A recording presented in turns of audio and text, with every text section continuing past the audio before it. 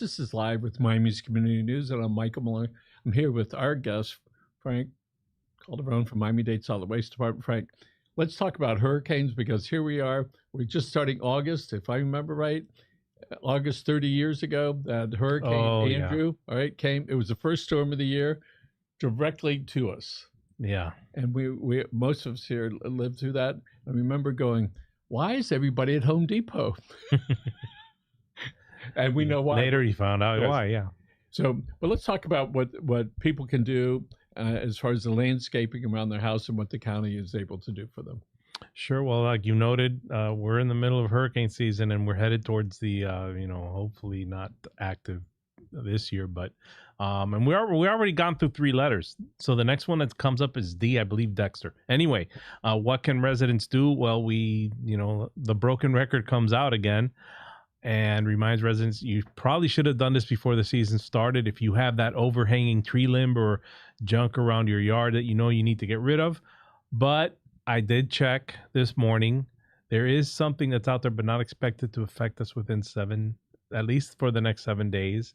It's a very low probability. It's about 20% probability of forming into something. So if you do have junk or whatever, and you need to get rid of it from your yard, or you have an overhanging tree limb or whatever, now is the time to do it before something actually threatens us.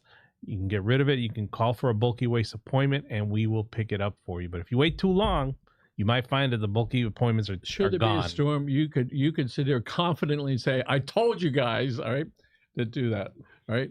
So because when the storm comes, and let's assume it didn't tear apart your house, but it got to hold the landscaping, it's going to be a while for the county to go around and start picking up stuff all over. Although I will say after Irma, we started within hours. But it took a while for us to get the contractors on board to help us, make it a large scale or, wide scale, because that was a wide scale storm. It affected pretty much every corner in the county.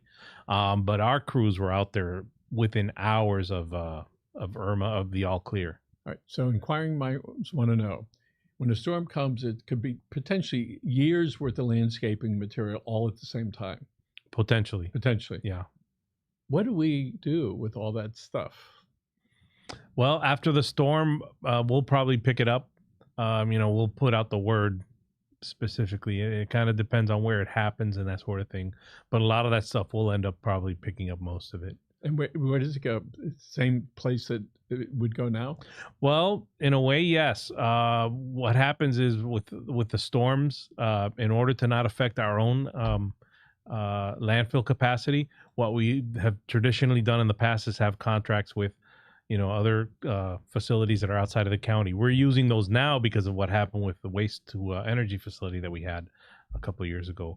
But that's where most of the stuff will go, just so it wouldn't affect our own capacity, because our capacity is planned out for regular daily usage. A storm as big as Irma, for example, could wipe out, could basically cut the life short. So that's why we have. So if people understand there's contracts. A certain capacity that you're planning on, you say, okay, this is a 5-year plan, excluding any major storms. But all of a sudden, if 4 months worth of supply comes in all at the same time, that shortens the lifespan of that particular place. So that's why we have these contracts in place with landfills that are outside of the county. And typically, when we look at the type of trees, a lot of them fall over down here, especially on Miller, where it looks like the plants don't get any, or the trees more than 6 or 7 inches under the ground. But when those big trees fall, that's a lot of debris. Yeah, not. I don't want to get into Durham territory here, but it tends to be non-native trees that do that. But there are quite a few here, and some are ornamental. People like them. A black olive tree is one. That makes those little black olives. I don't know that they're edible, so I wouldn't try. But they fall on your car and can damage the paint. But those trees, they provide a lot of shade. No argument there. But they tend to, unfortunately, they have shallow roots and they tend to just topple over. Those little things, they don't necessarily just fall like straight down. They bounce. Yeah. When one of the last storms, I moved my car on one side of the house. Guess what? I had the wrong side. Uh-oh. So I happened to be driving my car and I see this little thing in it. I bring it to the car guy. He says, Michael, your whole car is wasted. It's where? He shows me. And the whole car, because of little rocks, there's not so much as berries and stones. It just blasted like somebody was there with a machine blasted gun. with a Yeah, sandblasters. and it was, they weren't dense, but all the paint throughout the whole Stripped car. it off. Yeah. So Yikes. people, you got to be careful where you park your car. If you're going to park it anywhere, I'm not quite sure how to handle that. So we were more concerned about the big trees falling, not the paint being ruined. And so let's say somebody says, I'm done with these big trees on my property beforehand. And a big tree, a 20-foot tree with all those limbs, it produces a lot of stuff. So let's say the tree's cut down. What should the people do? Well, once the tree is cut down, well, first of all, if again getting into the derm territory here, if I'm not mistaken, it depends on the type of tree. If it's a native, I think you might have to get a permit for it. I would just look that up first, maybe call 311. But let's say that it's okay, you don't have any issues. The tree, you take it down.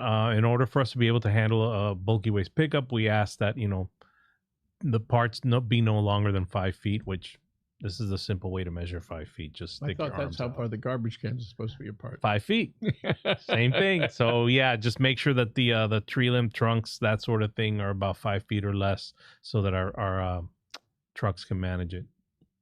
And speaking of trucks, you have at least one truck that is all 100% electric. Yes. Right. It's a beautiful truck. It's probably at this point you've had it probably for 2.5 or 3 years. About.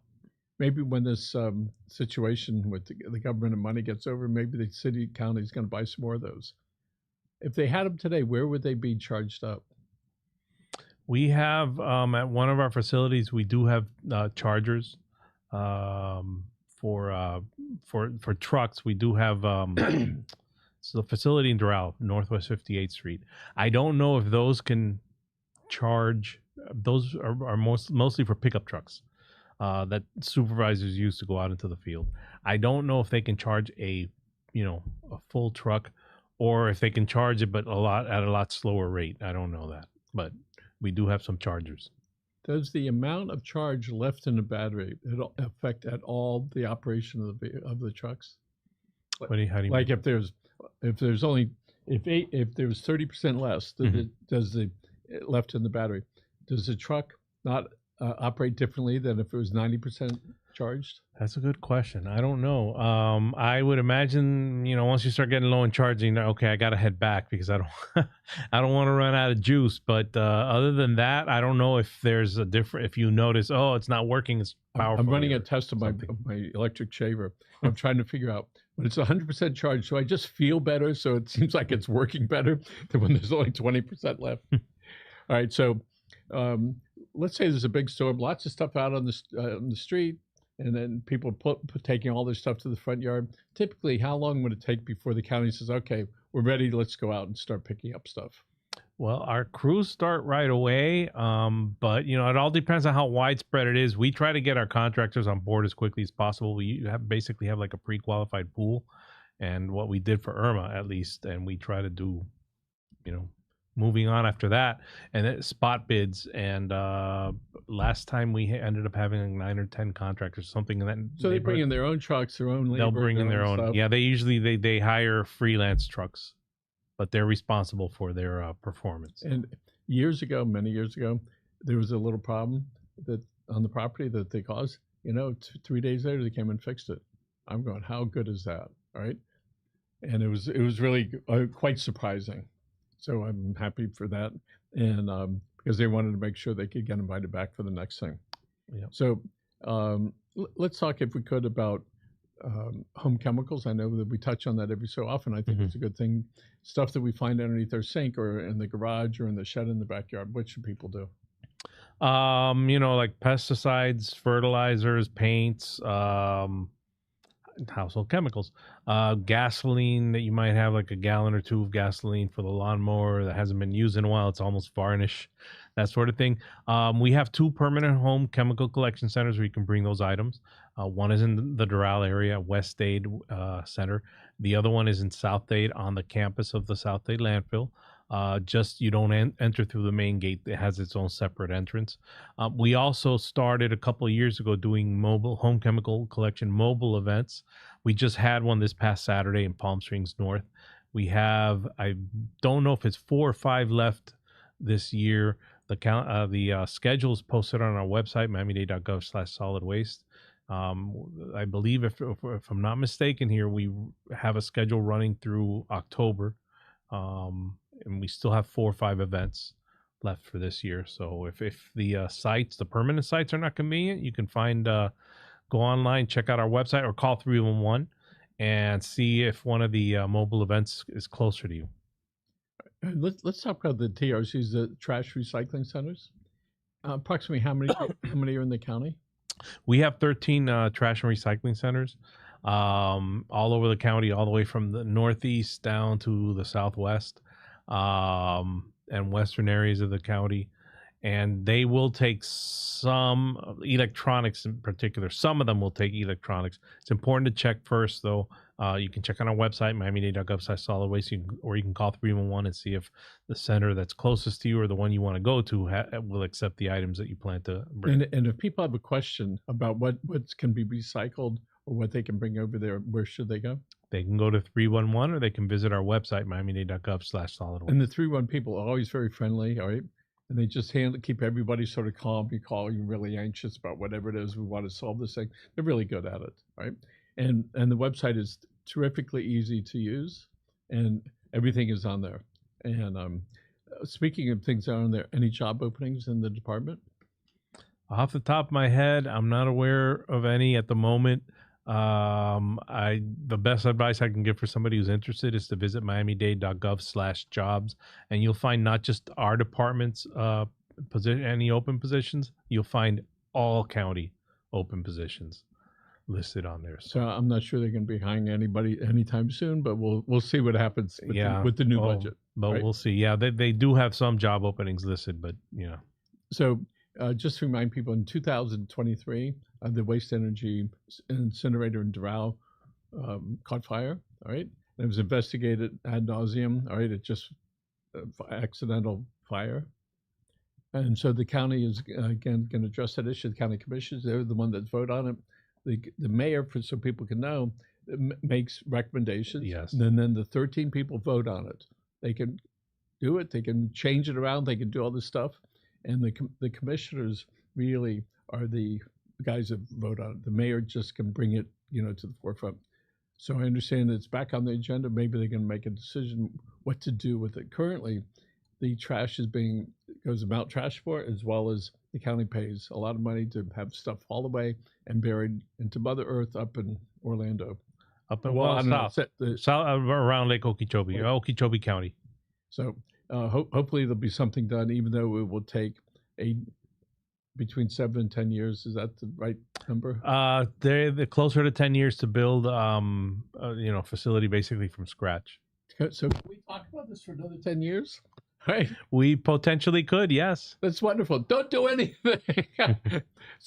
But it does take a long time, and it doesn't matter. There's probably some places would be a little bit faster, but for the most part, it's a long time. Yeah. So whatever decision they make, it's down the road. And so one of the sites that was being considered before was putting back where it was, and there are a couple other sites. So we're going to see. I think it's this week or next week they're going to make a decision. My bet's on let's kick it down the road another 6 months or a year. That's probably what's going to happen. That's what I've been told, because nobody wants to make the tough call. I hope they do, because then the people can rest easier that it's really being taken care of. So again, right now without the waste energy, 100% are going to these two places. Prior to that, we had the SouthDade Landfill, and then it would be in the main plant where it was burnt. Correct. So from what I remember, it was about 40% of the total would go there. Roughly would end up there, yeah. And that would create energy. You'd feed the city of Homestead. Pretty much. Right? Yeah. And then also there's some trucks that were being charged up there. And so whatever was being burnt, around 10% of it was left in little white things. Yeah, it was a reduction in volume, 90% basically. So you were left with 10% ash.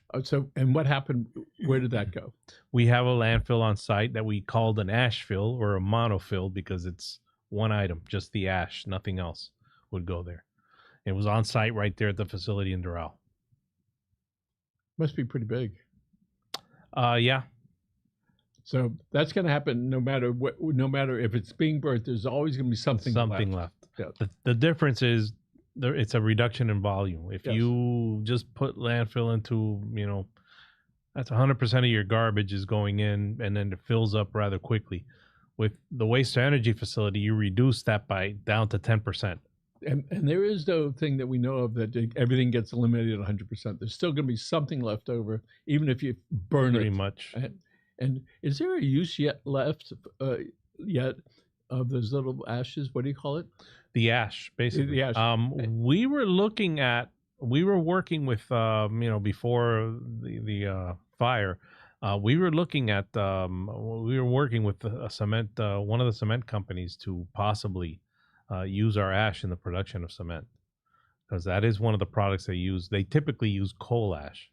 But as you know, coal has been reduced as far as the use of for power plants throughout the country. So that gives them less material, for reasons, yes. The air and all that. But that gives people that work in the concrete industry, less material to work with. So we were looking at possibly using that, but that became a moot point once we had the fire and we had to close the facility down. Okay, let's talk two things. Let's talk again about the green carts. What can go in the green carts? That's a regular trash pickup. Almost everybody, if you're a customer of Miami-Dade, that means if you got a tax bill, I guess, from Miami-Dade. Well, if you get it's tacked onto the tax bill. Just because you get a tax bill doesn't mean that you're going to get a bill from us.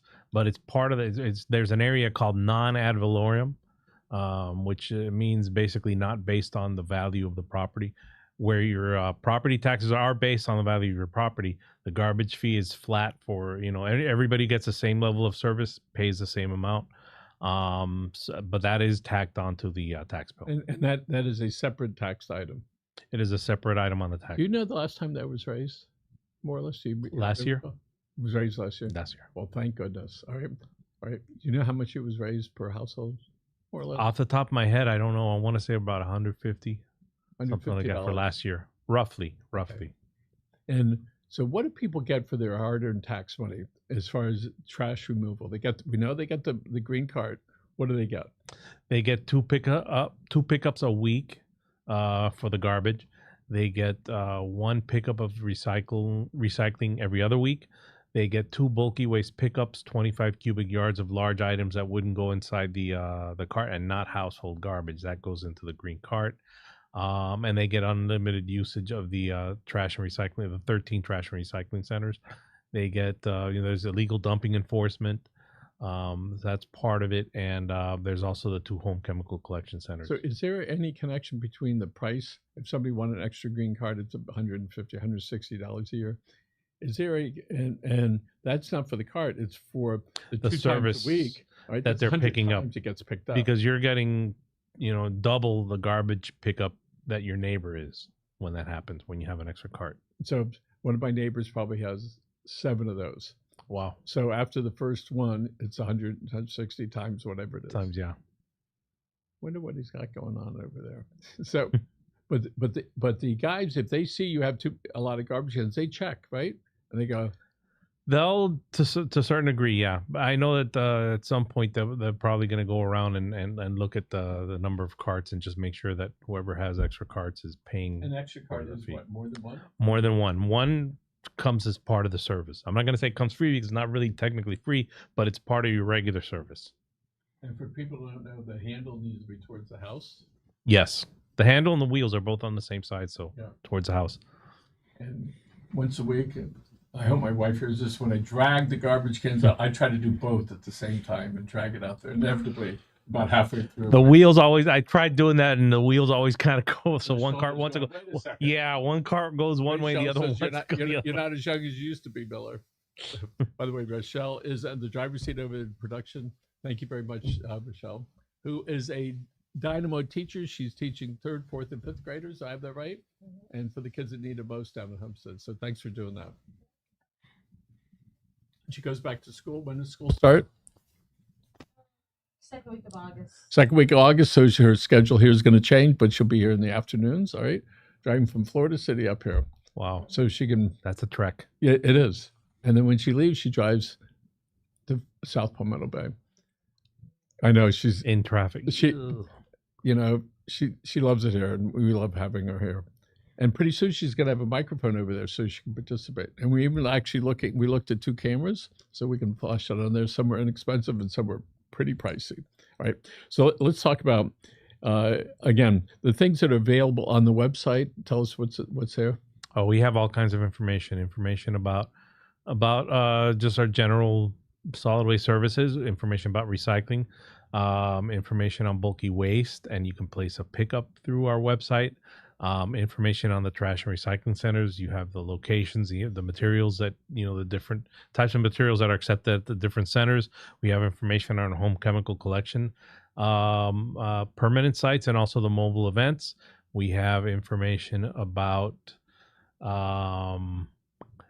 mosquito control isn't directly linked from our website, but you can go to miamidade.gov/mosquito for information on mosquito control. And of course, we have the recycling pages. We have information, all kinds of information about recycling. Most importantly, what can and cannot be recycled in our program. I want to do a shout out for Strive 305, which is an initiative of Miami-Dade County, where the mayor's office wanted to connect more with the small businesses. So they do a show here. Last week, it was one show that was in Portuguese, new crew for Creole, new crew for Spanish, and a new crew for English. And it's so if you have you're a small business and you can't get stuff done, you call them up and they're gonna get somebody to hold your hand. If you don't know how to do an occupational license, they can help you with that. If you need to how to get permits, if you need to having a problem, and they're gonna work with you so that it's easier to do business with the county, not being afraid of it. Because if you're not used to it, you walk around and you have no clue. So Manny Sid is heading that up. Was just up front. We're really proud of the great job that he's been doing, and for the mayor to reach out to him to put this together. So, and that the audio portion of that is going to be on Sirius FM throughout part of the country, and so we're really pleased that we're being part of that. It's really tremendous opportunity. Okay, so we're back to a couple more things on the hurricane season. If somebody calls up and they say, I want to pick up in a couple of days, they can go and they can figure out what day they want, where it is on there. And what happens if they put that stuff out there because the hurricane's coming and then it veers away and they have this big stack out there for a week? If they have the appointment, well, for one thing, they shouldn't put anything out there for 3 days or less before the actual appointment day. If they have an appointment, let's assume the appointment is before the storm is expected to come, because if you planned it and far enough in advance, you'll find it. If you wait till the storm is threatening, then you're going to find that the appointments are all going to be gone. But if you put it out there before the storm, our crews work diligently and work really hard to get those piles off the street. That's why at a certain point, typically when the storm is getting close and we see the number of appointments that are left, and our management makes a decision and they don't allow any new appointments to come in. So you need to do that stuff. Take a look around your yard. Now's the time. Because it's going to be simple. And besides that, and your landscaping guys, because I know most people our age are not up there trying to cut that limb. They're going to be busy making a whole lot more money. That's the other thing too, yeah. And then they're going to be busy as well. All right. So Frank, we're going to wrap it up. And I wish you well in the second half of the year, which is coming up pretty soon. All right. Yep. So we have Labor Day coming up in a month, and then we have back to school, and then we have Halloween. And once we hit Halloween, it's Christmas time. So let's look over to the red camera, folks. Hey, thanks for joining us. Remember, take care of yourselves.